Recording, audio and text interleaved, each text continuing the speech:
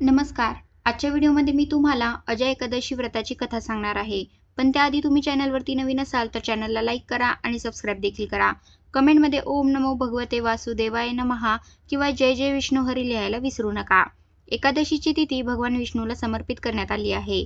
यंदा श्रावण कृष्ण पक्षातील एकादशीची तिथी ही 29 ऑगस्टला असणार आहे. या दिवशी भगवान विष्णूची मनोभावे पूजा केल्याने जीवनातील संकटे दूर होतील. तसेच भगवान विष्णूंची कृपा मिळवण्यासाठी अजय एकादशीचे व्रत देखील केले जाते. या एकादशीच्या दिवशी भक्तिभावाने विष्णूंचे ध्यान करून एकादशीचा पाठ केल्यास मनुष्याला पूर्ण फळ प्राप्त होते. जाणून घेऊया अजय एकादशीची संपूर्ण कथा. अजय एकादशीची कथा ही सत्यवादी राजा हरिश्चंद्राशी संबंधित आहे. कुंतीचा पुत्र युधिष्ठिर म्हणाला, हे भगवान, श्रावण कृष्ण पक्षात येणारी एकादशीचे नाव काय? मला या एकादशीचे महत्त्व सांगा. त्यावेळी मधुसूदन म्हणाले, या एकादशीचे नाव अजय एकादशी आहे. याचे व्रत केल्याने सर्व प्रकारच्या पापांचा नाश होतो.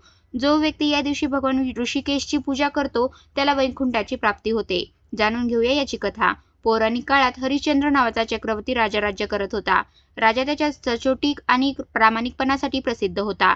एकदा देवांनी त्यांची परीक्षा घेण्याची योजना आखली. राजाने स्वप्नात पाहिले की त्याने आपले राज्य विश्वामित्र ऋषींना दान केले आहे. एके दिवशी राजाने आपले वचन पाळण्यासाठी आणि मागच्या जन्मातील कर्माच्या परिणामामुळे आपला मुलगा आणि पत्नी यांना विकले. स्मशानभूमीत लोकांच्या अंत्यसंस्काराचे काम करणाऱ्या चांडाळाने हरिश्चंद्राला विकत घेतले. तो स्वतः चांडाळाचा गुलाम झाला. त्या चांडाळातून कफन घेण्याचे काम त्यांनी केले, परंतु त्याने सत्य कधीही सोडले नाही. बरीच वर्षे निघून गेल्यानंतर त्याला आपल्या या कृत्याबद्दल वाईट वाटले. तो या सगळ्यातून सुटण्याचा मार्ग शोधू लागला. गौतम ऋषी आपल्या जवळ पोहोचावे असे त्याला वाटत असताना ते समोर आले. हरिश्चंद्राने त्याला प्रणाम केला आणि त्याच्या दुःखाची गोष्ट सांगू लागला. राजा हरिश्चंद्राची दुःखद कथा ऐकून महर्षी गौतमही दुःखी झाले. तेव्हा ते राजाला म्हणाले, हे राजा, श्रावण महिन्यातील कृष्ण पक्षातील एकादशीचे नाव अजय एकादशी आहे. या एकादशीला विधीप्रमाणे व्रत करा, तसेच रात्री जागरण करून पारायण करा. यामुळे तुमची सर्व पापे नष्ट होतील. असे सांगून महर्षी गौतम अंतर्धान पावले. अजय एकादशी आली तेव्हा राजा हरिश्चंद्राने महर्षीच्या सल्ल्यानुसार विधिवत व्रत आणि पारायण केले. या व्रताच्या प्रभावाने राजाची सर्व पापे नष्ट झाली. तसेच स्वर्गात ढोल वाजू लागले आणि फुलांचा वर्षाव सुरू झाला. राजाला समोर ब्रह्मा, विष्णू, महेश आणि देवेंद्र असे देव उभे राहिलेले दिसले.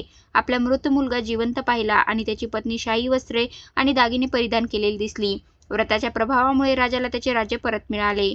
ऋषींनी हे सर्व राजाची परीक्षा घेण्यासाठी केले होते, परंतु अजय एकादशीच्या व्रताचा परिणाम झाल्यामुळे ऋषींनी निर्माण केलेला सर्व भ्रम संपला आणि शेवटी हरिश्चंद्र आपल्या कुटुंबासह स्वर्गात गेले. जे लोक हे व्रत नियमितपणे पाळतात आणि रात्री जागरण करतात त्यांची सर्व पापे नष्ट होतात आणि शेवटी त्यांना स्वर्ग प्राप्त होतो. या एकादशी व्रताची कथा नुसती श्रवण केल्याने अश्वमेध यज्ञाचे फळ प्राप्त होते. कसा वाटला तुम्हाला माझा आजचा व्हिडिओ? कमेंट करून नक्की सांगा. धन्यवाद.